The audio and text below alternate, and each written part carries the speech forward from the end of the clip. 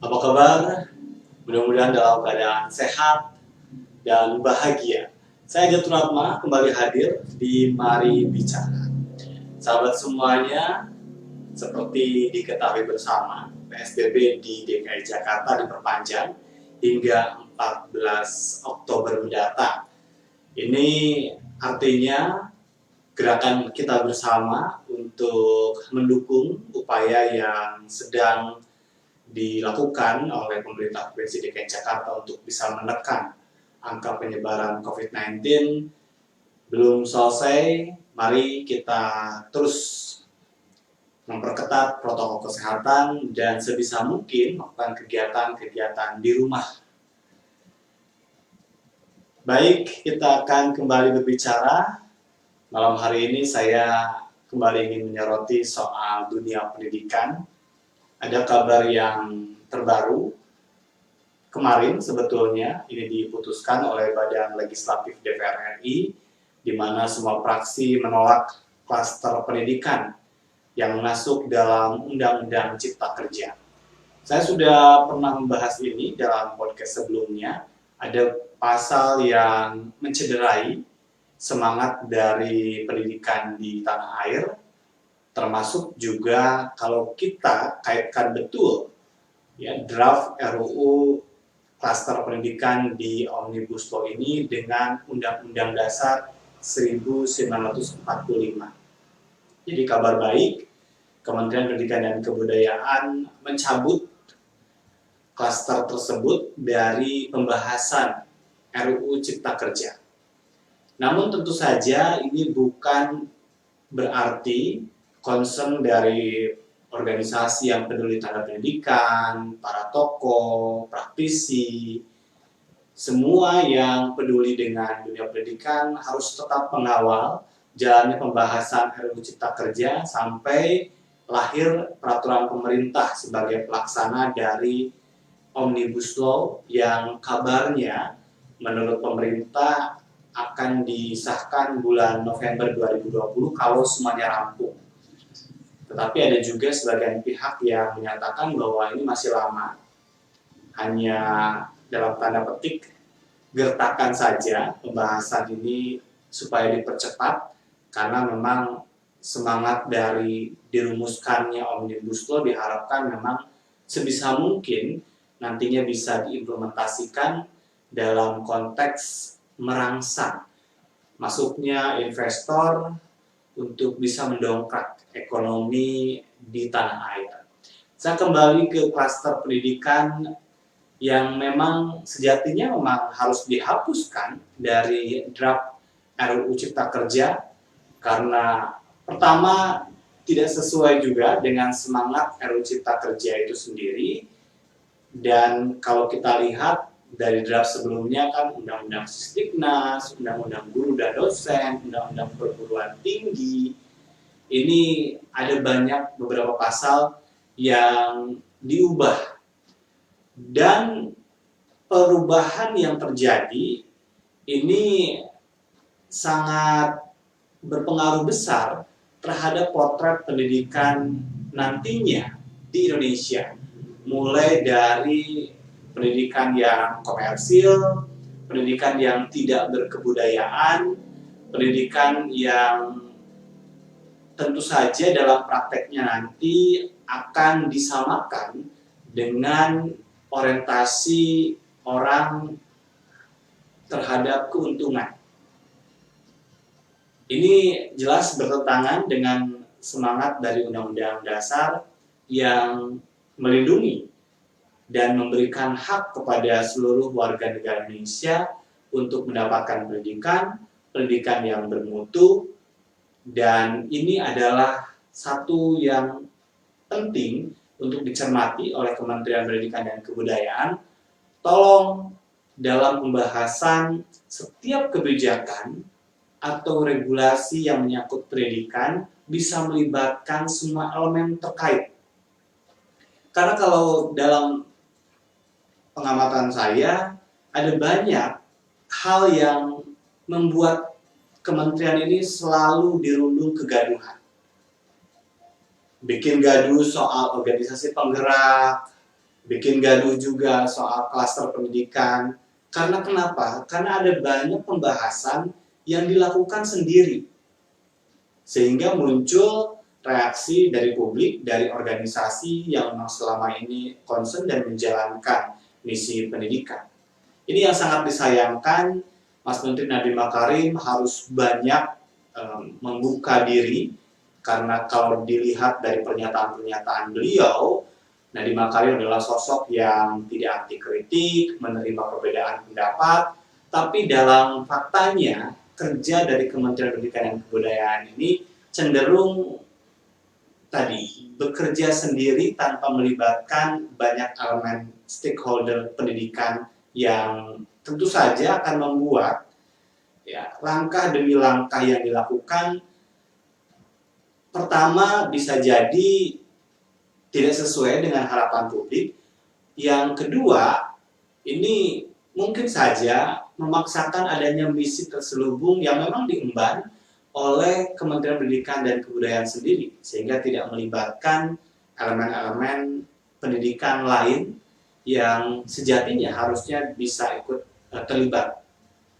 Jadi RUU Cipta Kerja yang terus dikebut oleh Badan Legislasi DPR RI memang tadi saya sudah sampaikan diupayakan dalam waktu secepat mungkin bisa disahkan, tapi kabarnya sih sekarang ini pembahasan baru sampai ke bab 3 dan Kamis yang tadi sudah disampaikan Badan Legislasi menyetujui, jadi pemerintah dan DPR sepakat untuk mencabut klaster pendidikan, ya, di mana sudah tidak akan lagi dibahas soal pasal demi pasal yang direvisi, karena tadi ya ada banyak sekali perubahan dasar yang sangat bertentangan dengan semangat konstitusi.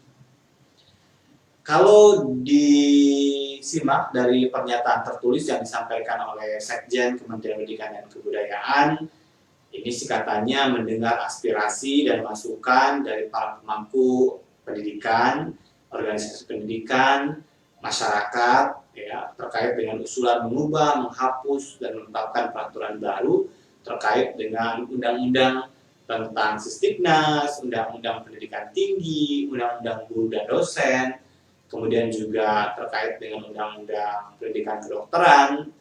Nah, untuk itu dicabutlah.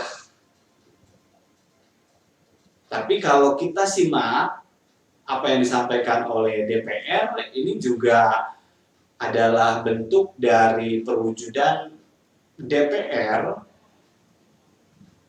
melaksanakan aspirasi publik sehingga semua fraksi menolaknya. Jadi entah yang mana yang mendengar aspirasi publik, tapi good news-nya adalah pasca pendidikan ini di out, tidak lagi dibahas. Jadi kalau berbicara tentang pendidikan yang mengambil keuntungan, kemudian juga karpet merah bagi lembaga pendidikan asing, pendidikan yang menghilangkan semangat kebudayaan, kemudian juga pendidikan yang proses perizinannya harus dalam bentuk perizinan usaha. Ada juga kekhawatiran soal akan maraknya ijazah abal-abal, gelar abal-abal, itu juga akhirnya hilang. Jangan diulang lagi. Dan ya, dari semula pada saat saya membahas RUU ini, saya juga tergelitik sebetulnya siapa yang menggulirkan draft demi draft.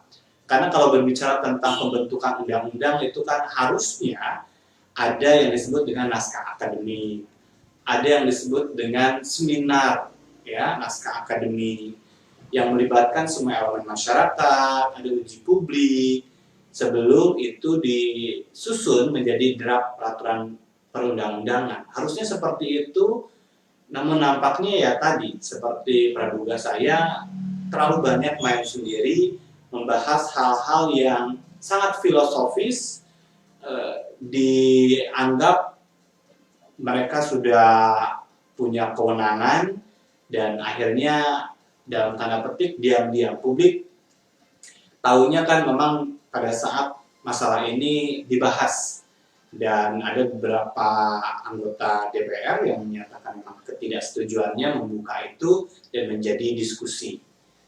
Organisasi yang bergelut di bidang pendidikan juga pada 15 September yang lalu menyampaikan surat untuk meminta agar klaster pendidikan ini di-out dari RUU Cipta Kerja.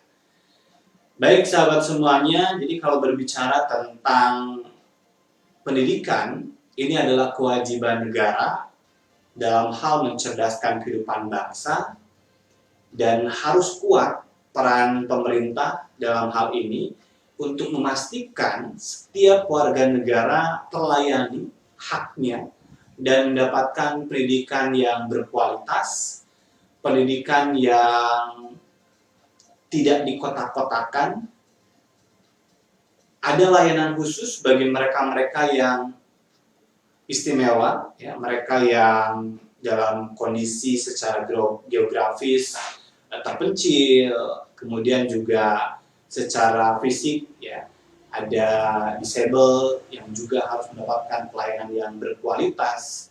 Ini semuanya adalah PR yang harus dijalankan oleh Kementerian Pendidikan dan Kebudayaan sebagai kementerian yang berwenang dalam hal ini.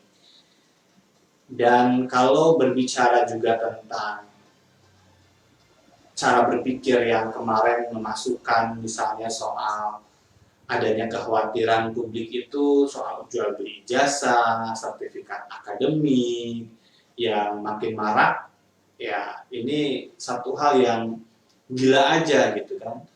Hal itu kok sampai diusulkan di DPR gitu. Tapi ya sudah, ya itu sudah lewat. Sekarang bagaimana kita sebagai pemerhati pendidikan untuk mengawal itu, karena bukan tidak mungkin di undang-undangnya tidak secara jelas dimuat, tetapi dalam peraturan pemerintahnya ini ada hal-hal yang kembali disangkutkan dengan lembaga pendidikan. Karena kan ada beberapa poin termasuk juga soal mempermudah lembaga pendidikan internasional untuk masuk ke Indonesia, karena semangatnya kan semangat investasi. Baik sahabat semuanya, kalau berbicara tentang pendidikan, saya juga ingin menekankan malam hari ini soal implementasi pendidikan dengan prinsip keadilan yang harus diwujudkan oleh pemerintah. Dalam hal ini menjadi PR penting yang harus menjadi semangat misi yang harus dijalankan oleh Menteri Nadiem Makarim. Undang-Undang Pendidikan Nasional mengamanatkan bahwa pendidikan diselenggarakan secara demokratis, berkeadilan, tidak diskriminatif, dan menjunjung tinggi hak asasi manusia, nilai keagamaan, nilai kultural, dan juga kemajemukan bangsa. Di sisi lain, bahwa setiap warga negara mempunyai hak yang sama dalam memperoleh pendidikan yang bermutu. Undang-Undang Sistem Pendidikan Nasional juga mengamanatkan ada hak pendidikan layanan khusus bagi warga negara di daerah terpencil, bagi warga negara yang memiliki kelainan fisik, emosional, mental, intelektual, dan sosial. Berikutnya, bahwa warga negara yang memiliki potensi kecerdasan dan bakat istimewa juga mendapatkan pendidikan yang khusus. Semuanya harus terlayani, mendapatkan kesempatan untuk meningkatkan pendidikan sepanjang hayatnya. Apakah itu sudah benar-benar terwujud? Nah, kalau berbicara tentang layanan pendidikan, tidak hanya bicara tentang pendidikan formal, tapi juga ada pendidikan non-formal dan pendidikan informal atau pendidikan di rumah. Dan kesemuanya itu adalah pilar yang harus dikuatkan, tidak hanya sekedar ada. Pemerintah harus memberikan perhatian yang penuh terhadap pilar-pilar itu. bukan hanya sekedar pendidikan formal yang memang sudah terlembaga, begitu kan? Artinya memang selama ini sudah ada banyak kebijakan yang diarahkan ke sana. Pemerintah juga harus memiliki fokus untuk menguatkan peran dari lembaga pendidikan non formal dan juga informal. Apalagi kan di masa pandemi COVID-19 ini, pendidikan informal itu adalah kunci dari keberhasilan layanan pendidikan bagi anak-anak karena dilakukan dari rumah. Layanan pendidikan yang berkembang termasuk di Indonesia, yang pasti kita ini butuh satu perhatian yang memang agak istimewa ya, karena kita tahu secara geografi, secara ekonomi, kultur, sosial, Indonesia ini sangat beragam, sehingga satu pendekatan saja tidak cukup ya. Dan tentu saja tadi jalurnya juga membuat tidak cukup hanya jalur formal, tapi juga membutuhkan penguatan non formal dan juga informal yang semuanya harus diupayakan dalam perbaikan pengelolaannya. Di tengah-tengah kondisi seperti sekarang ini, terlebih di masa pandemi COVID-19, semuanya terdampak. Termasuk juga dalam konteks praktek pendidikan juga terdampak. Dan kalau kita berbicara secara umum, bicara tentang penyelenggaraan pendidikan, ya memang sudah ada banyak ya secara realita layanan pendidikan yang baik, tapi juga harus diakui masih ada hal-hal yang belum mengembirakan para stakeholder. Pertama, kalau bicara tentang pendidikan adalah bicara tentang akses.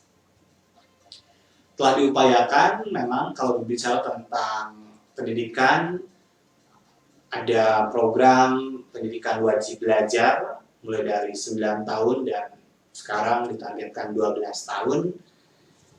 Tapi ada banyak kebijakan yang membuat sebagian elemen masyarakat dalam golongan tertentu itu sulit untuk bisa mengakses pendidikan. Misalnya saya mengatakan warga di Jakarta.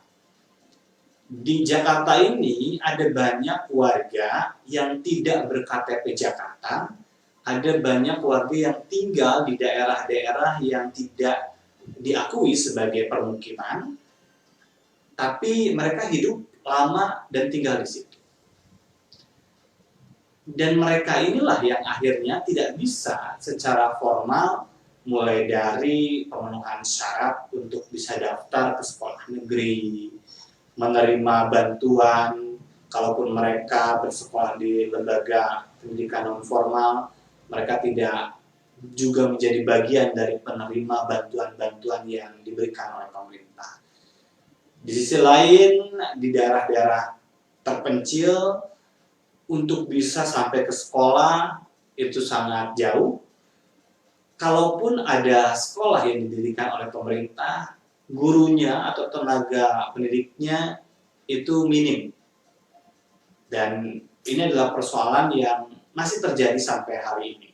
Jadi ketimpangan itu yang harusnya bisa sesegera mungkin diselesaikan dengan cara apa? Dengan mengetahui secara langsung tentu saja di lapangan, sehingga tadi ada pendekatan yang memang berbeda ya satu dengan yang lain, tidak bisa dipukul rata karena keberagaman permasalahan yang ada di tanah air.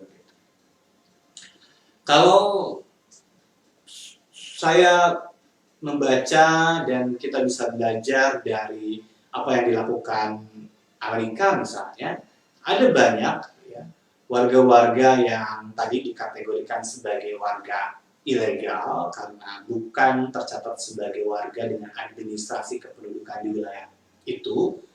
Namun dalam hak-hak dasar menyangkut soal kesehatan, soal pendidikan, itu dilayani penuh. Karena apa? Karena kalau tidak dilayani, ini akan berdampak pada masalah sosial. Kalau warga-warga miskin marginal itu yang ada di pinggiran-pinggiran itu tidak diurus oleh negara, Misalnya pemerintah Provinsi DKI Jakarta mencoret mereka, tetapi faktanya mereka itu ada, ini kan akan menimbulkan masalah. Kalau tidak ada tempat bagi belajar, maksud saya kalau tidak ada tempat belajar bagi mereka, mereka akan gentayangan di jalanan. Atau mereka akan menjadi pelaku kriminal karena tidak ada yang memperhatikan. Sehingga ya pemerintah harus serius tetap ya dalam konteks layanan pendidikan, layanan kesehatan itu harus diurus. Mungkin berbeda pada saat pesta demokrasi.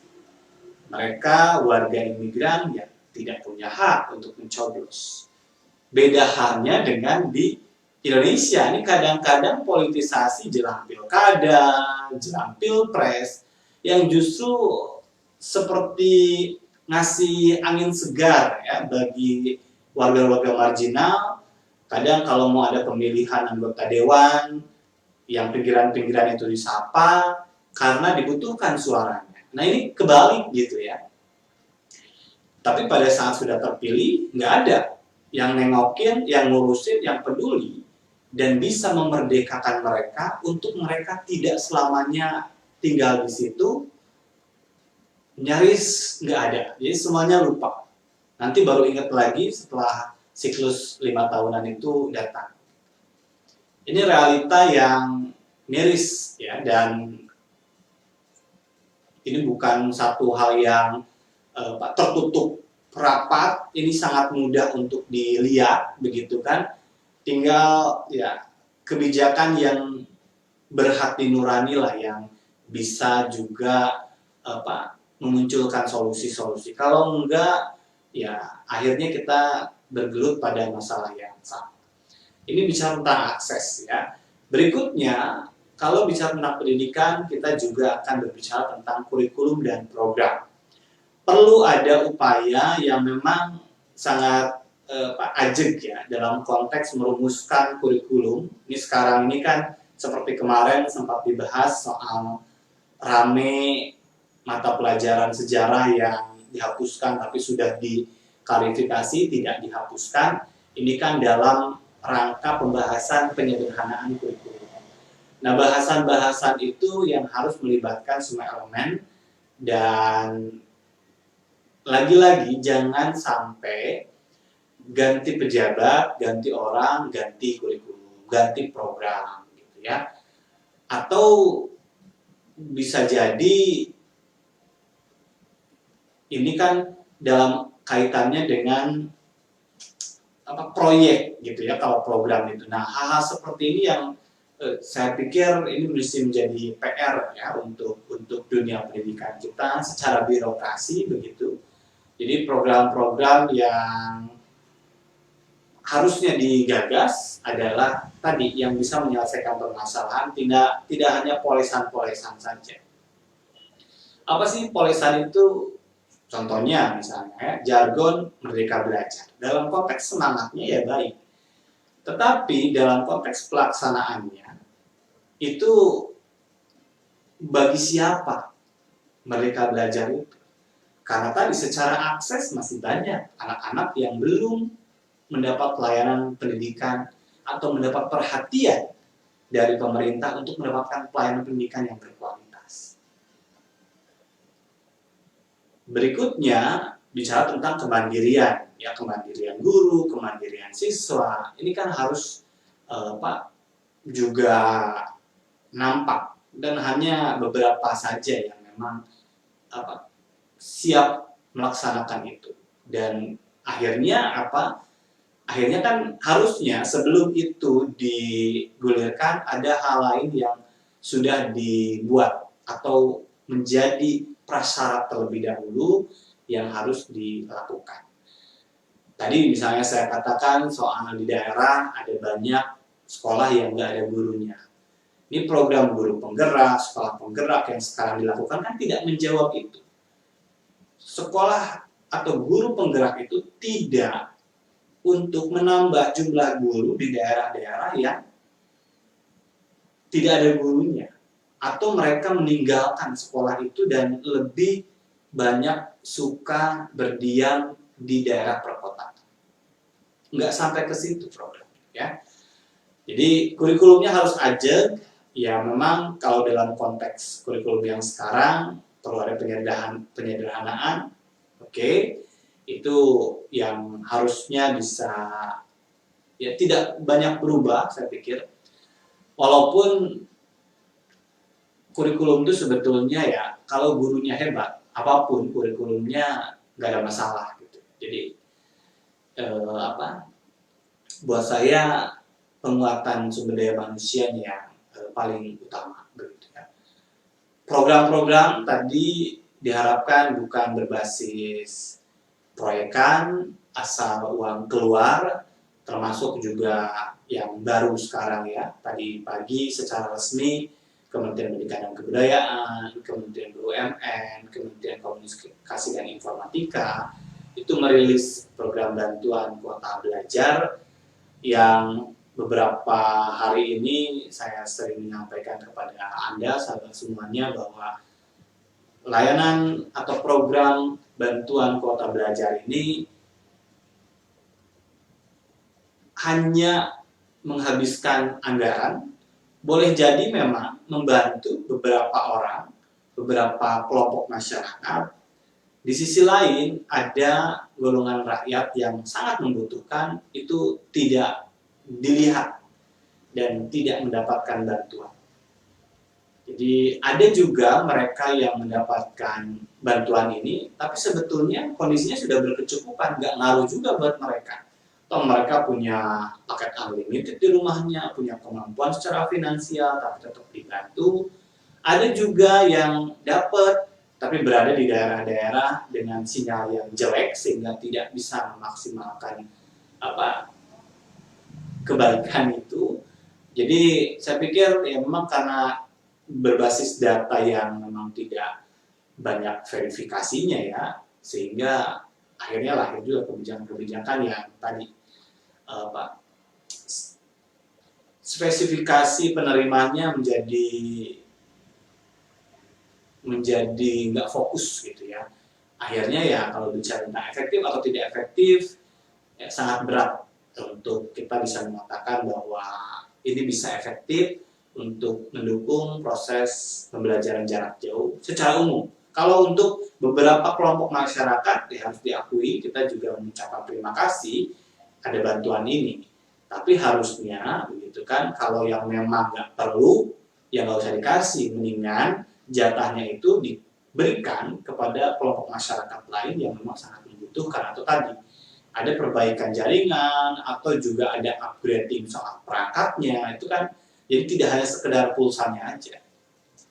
Dan yang menariknya lagi ada temuan dari Ombudsman, jadi dikatakan ini data sebelumnya ada beberapa kepala sekolah yang bekerja sama dengan provider untuk menggunakan kartu perdana tertentu. Nah ini kan soal integritas gitu ya. Kabarnya ada juga dugaan gratifikasi dari dua provider untuk beberapa kepala sekolah. Ini Ombudsman yang mengatakan itu, yang mudah-mudahan nanti ditindaklanjuti. Tapi ya ini dunia pendidikan begitu loh ya, yang harusnya tadi menunjung integritas. Ternyata dalam prakteknya masih ada saja ya oknum-oknum yang memanfaatkan hal ini, setidaknya ingin mendapatkan pamrih. Dan mudah-mudahan KPK secara serius, saya ingin KPK benar-benar menelusuri hingga ke dalam konteks apa benar semua nomor itu adalah nomor yang dipegang oleh si penerima, kemudian jumlah kilobyte yang diterima itu benar-benar full disesuaikan dengan memang sesuai skema yang diperuntukkan. Karena kalau 1 kilobyte saja misalnya hilang, ya kita juga susah untuk ngeceknya ya. Karena sebagian orang kan sudah juga punya kuota di handphonenya. Hal seperti ini kenapa perlu untuk ditumbuhkan kecurigaan itu ya untuk akuntabilitas pastinya ya. Karena ya tadi bicara tentang tepat sasaran nggak terlalu tepat juga begitu. Dan dikhawatirkan nanti penggunaannya juga nggak tepat juga, pengawasannya juga dikhawatirkan sangat lemah. Baik sahabat semuanya, yang berikutnya, kalau berbicara tentang pendidikan, kita juga harus menyoroti soal tadi. Yang saya katakan yang paling penting adalah gurunya. Kompetensi pendidik dan tenaga kependidikan. Ini harus punya kemampuan, kemauan ya secara politik dari pemerintah. Walaupun pemerintah sudah mengakui bahwa guru adalah profesi sesuai dengan Undang-Undang Nomor 14 tahun 2005 tentang guru dan dosen, tetapi dalam faktanya ada banyak begitu kan guru-guru dengan status nggak jelas. Honorer juga beragam ternyata ya. Ada honorer yang memang dibiayai oleh daerah, ada juga yang dibiayai oleh sekolah. Kenapa banyak sekolah mengangkat guru-guru tenaga lepas? Karena ternyata butuh. Tapi akhirnya ini menjadi penyakit kronis yang sangat membahayakan kalau dibiarkan.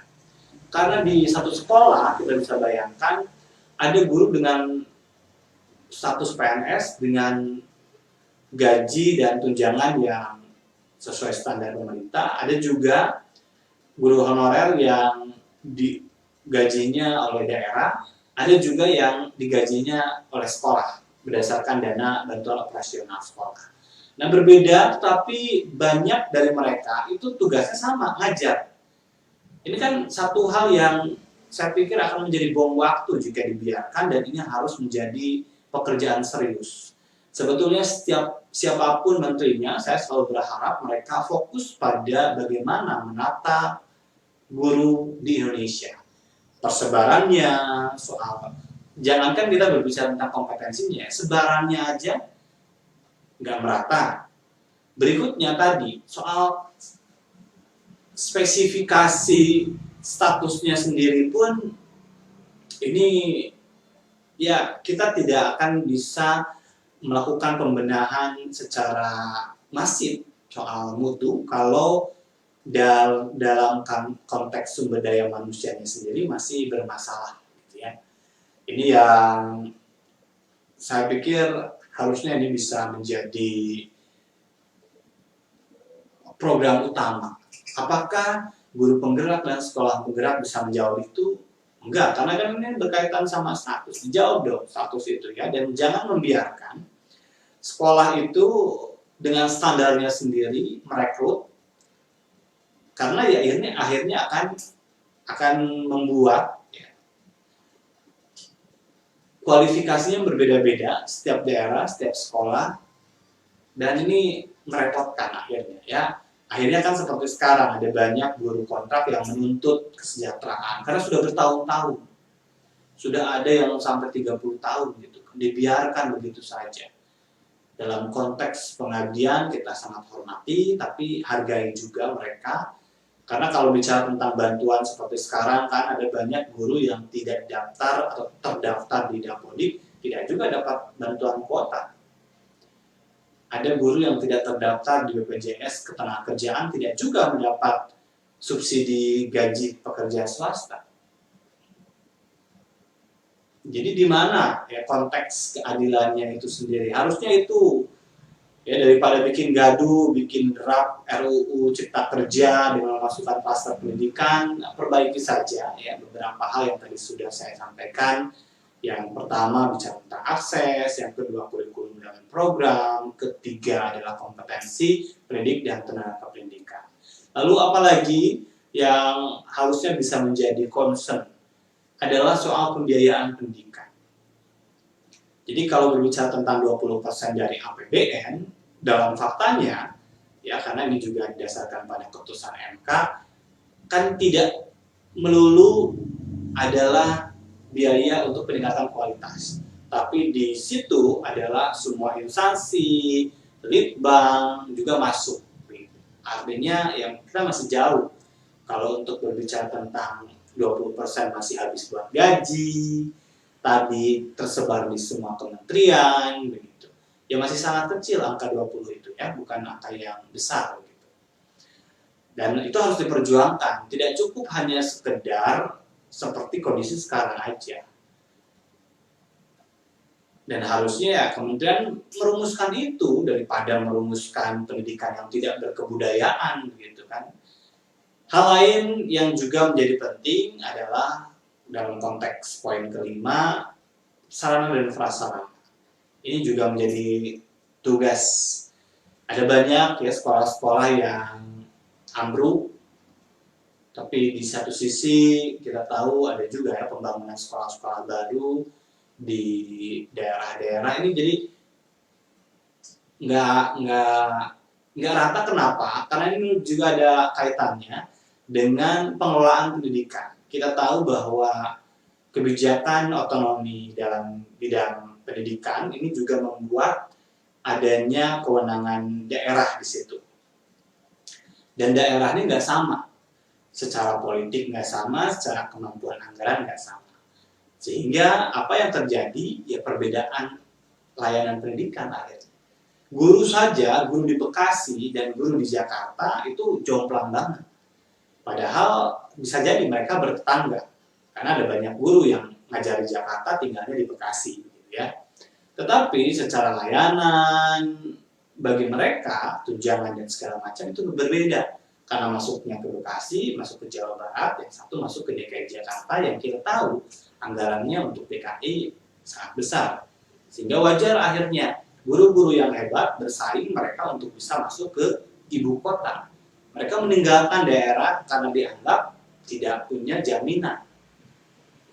Ini kan satu hal yang harus secara serius ya terkait dengan pengelolaan ini menjadi penting untuk dipastikan sebaran itu merata dengan jaminan yang sama.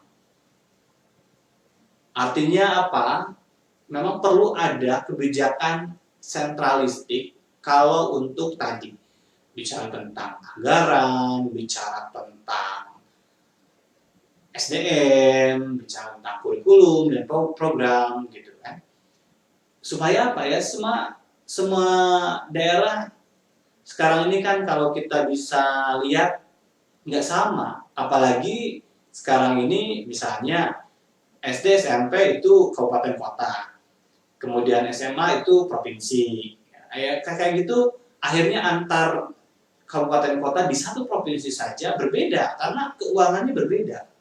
Kita kan banyak tuh pemekaran-pemekaran tapi nggak punya political will untuk mengembangkan pendidikan. Artinya komitmen daerah itu berbeda-beda, termasuk kemampuan anggarannya juga berbeda-beda. Ya akhirnya berbedalah. Ya kualitas pendidikan bisa sangat jomplang gitu. Berikutnya juga yang tidak kalah penting adalah bagaimana yang sekarang sedang menjadi concern kementerian, saya lihat kan soal penilaian pendidikan. Kemarin sudah tidak ada ujian nasional, lalu apa nanti ya kriteria yang memang bisa memunculkan satu harapan baru soal penilaian pendidikan yang lebih baik dan dalam konteks penjaminan mutu juga. Jangan ngasal juga, karena ada plus minusnya juga ya. Karena kalau kita berbicara tentang tidak adanya standar nasional, nah lalu apa pengakuan misalnya untuk daerah-daerah,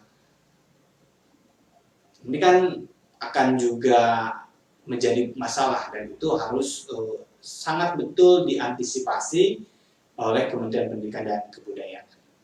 Terakhir sahabat semuanya adalah seperti yang di awal saya sampaikan bahwa pendidikan non formal dan pendidikan informal sesuai dengan Undang-Undang Sisdiknas pasal 5 ayat 2 bahwa pendidikan diselenggarakan sebagai satu kesatuan yang sistemik dengan sistem terbuka dan multimakna, dan pendidikan diselenggarakan sebagai proses pemberdayaan dan tentu saja ini dilakukan dalam konteks panjang hayat, maka penguatan itu tidak hanya di pendidikan formal saja.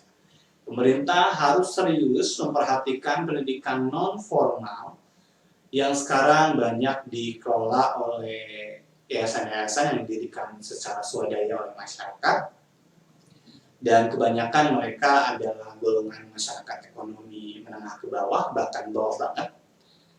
Nah, ini perlu untuk dikuatkan, difasilitasi, didukung sepenuhnya, sehingga ya mereka kan sudah memberikan satu gerakan nyata untuk menghidupkan pendidikan di daerah-daerah pojok tadi, terhadap golongan-golongan yang benar-benar di bawah banget. Nah, dengan bekerja sama, pemerintah bisa merangkul anak-anak yang tadi, anak-anak yang hidup kurang beruntung itu, bekerja sama dengan lembaga yang mengelolanya. Kalau ini sepertinya seperti sekarang ya, bantuan kuota pulsa, pemerintah hanya asik untuk berbicara tentang pendidikan formal saja. Dan ya akhirnya tidak berkeadilan, diskriminatif, kesannya kan seperti itu. Karena ada banyak anak-anak yang juga membutuhkan ya pendidikan, layanan pendidikannya harus tetap hidup di masa pandemi COVID-19 ini. Tapi kok kenapa mereka nggak dapat bantuan? Penguatan pendidikan non formal dan informal ini tentu saja bukan hanya soal pengakuan, soal diakui secara hukum, tapi juga lebih penting adalah soal bagaimana tata kelolanya, juga ditingkatkan kualitasnya, sehingga memberikan kontribusi yang berarti, terutama mampu menjadi pilihan bagi masyarakat untuk mendapatkan layanan pendidikan. Untuk meningkatkan akses. Jadi diperhatikan SDM-nya, diperhatikan sarana prasarannya, dikuatkan. Ini harus punya komitmen yang tinggi tentu saja dari penyelenggara negara, dalam hal ini pemerintah, Kementerian Pendidikan dan Kebudayaan, Dinas Pendidikan, ya, untuk bisa menguatkan lembaga pendidikan non formal dan juga menguatkan jalur pendidikan informal atau keluarga. Karena nyatanya kan di masa pandemi COVID-19 ini yang paling banyak berpengaruh kan soal bagaimana ketangguhan orang tua. Sayangnya Dinas Pendidikan, Kementerian Pendidikan dan Kebudayaan itu nggak serius menggarap informal ini. Untuk beberapa sekolah mahal, saya lihat bagaimana cara sekolah untuk bisa bekerja sama dalam konteks pendidikan jarak jauh ini sangat baik. Ya karena layanan pendidikan yang dibelinya pun kan premium gitu kan, sehingga mereka tadi berusaha untuk memuaskan mitra ya, dalam hal ini konsumennya, sehingga sebisa mungkin ada pelatihan, dibekali, dibimbing bahkan setiap orang tua itu untuk juga bisa mampu melakukan kegiatan yang sama yang nanti akan dijalankan oleh pemerintah, oleh sekolah maksud saya. Tetapi di sekolah-sekolah lain di negeri kebanyakan, apalagi negerinya negeri pinggiran, kalau negeri-negeri yang diisi oleh komite sekolah yang cukup kritis itu ada. Tapi kalau di pinggiran-pinggiran gitu ya, nah ini enggak. Kita bisa lihat akhirnya ya, banyak anak-anak yang akhirnya sepedahan ke sana kemari, bahkan di kompleks di sini di sekitaran tempat tinggal di Kelapa Gading itu ada anak-anak dari daerah Pulau Gadung gitu yang main nyusurin kali rame-rame untuk nyari-nyari ikan gitu.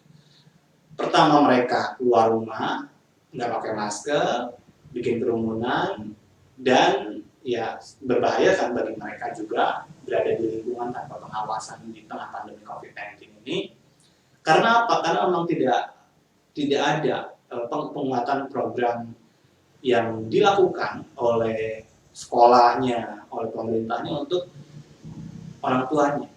Banyak orang tua yang dari golongan ekonomi miskin, ya nggak mampu juga untuk bisa mengendalikan anaknya. Gitu. Ini yang penting supaya supaya semua pilar pendidikan ini hidup dan menghidupkan pendidikan, meningkatkan kualitas pendidikan sesuai dengan amanah dari undang-undang yang berlaku hari ini. Baik sahabat semuanya, jadi kalau berbicara tentang pendidikan memang ini bisa menjadi bahasan yang tidak akan berujung. Kenapa? Karena pendidikan adalah kegelisahan sepanjang zaman, tapi ini berarti ya kita harus terus ya, berusaha untuk memperbaiki, karena memperbaiki pendidikan berarti memperbaiki generasi. Memperbaiki pendidikan, memperbaiki masa depan. Memperbaiki pendidikan, ya memperbaiki kehidupan dunia ini. Kalau pemerintah dalam konteks hari ini mengedepankan soal pembangunan sumber daya manusia, ya jawabannya adalah perbaikan pendidikan. Dari situlah semuanya bisa terurai, baik itu permasalahan ekonomi, sosial, budaya.